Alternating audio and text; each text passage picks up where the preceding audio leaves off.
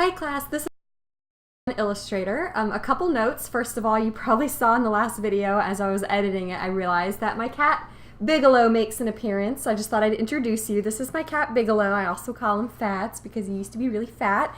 And he's very old, so he just sits here a lot while I'm working.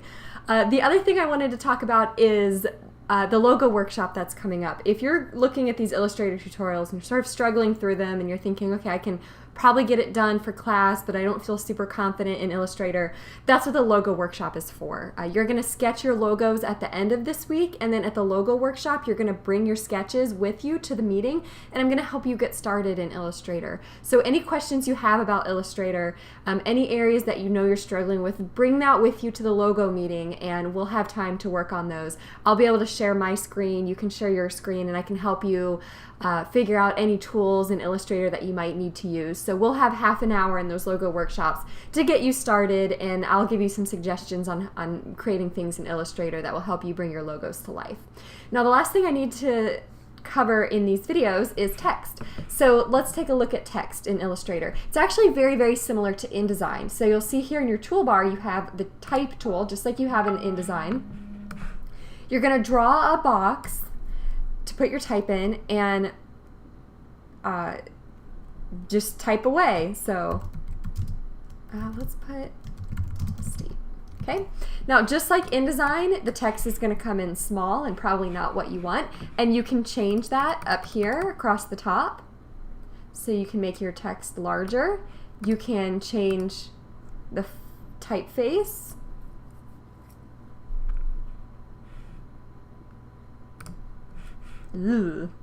A neat trick for Illustrator is if you highlight the type and then you highlight the name of the type up here in character, you can actually press your arrow keys on your keyboard up and down and scroll through your typefaces. Ooh, that one's cute. That's kind of like a Jurassic Park one. And so this is an easier way to look at your type and to find a good one. It's so much better than doing this. The other way to do this is to kind of like come up here and try to look at these little things. I think that's very difficult. So highlight your text and then highlight the name up here and use your arrow keys up and down to switch between typefaces. So let's go with this one. Ball state. Okay, so just like in InDesign, I can highlight my text and I can give it a color.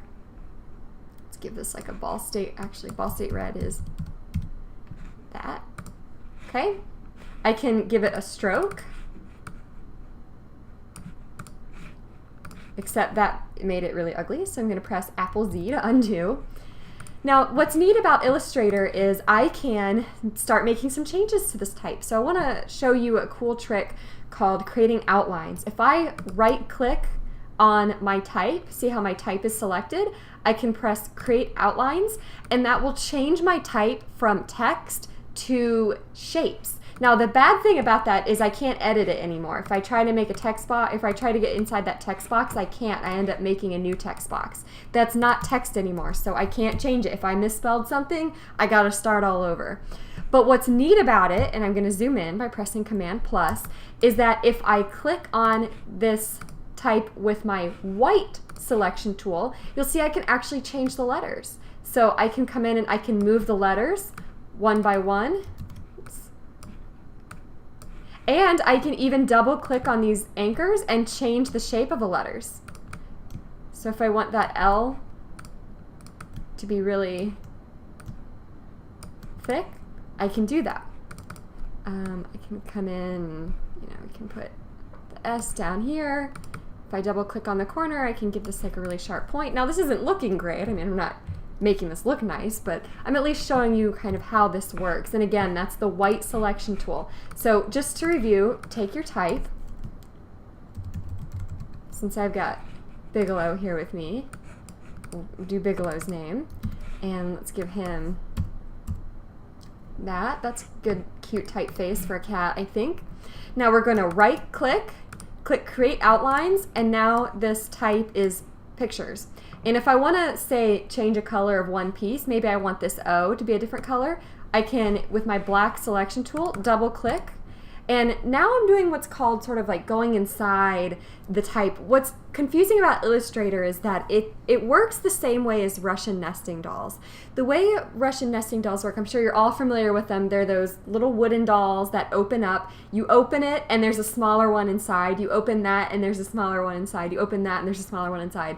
And Illustrator works in the same way. So you have up here a sort of depth gauge. These are called breadcrumbs, showing you how deep you are, what level of the nesting doll you're in. And you can see that I'm in layer 1 in group. I don't know what that is, but I can see that I'm selected here, so clearly that has something to do with this O. And everything else is grayed out to show that I'm not working with it. I actually can't grab it. If I try to grab the stuff that's grayed out, I can't grab it because I'm inside this word Bigelow. Everything else is inaccessible to me. So if I don't want that to be the case, I just press the arrow until the breadcrumbs disappear, and now I'm back outside on the outside of the nesting doll, and I can choose anything. So what you do to get inside of stuff is double click. So you can see Bigelow is one thing. If I double click, it takes me inside of it, and now I can edit the individual pieces of that, but I can't edit everything else. So let's say I actually want to get rid of that O, and then I'm going to go back out, all the way out to the outside, and I want to make like a paw print. And it's going to be like the worst paw print ever because I'm going to do it really quickly.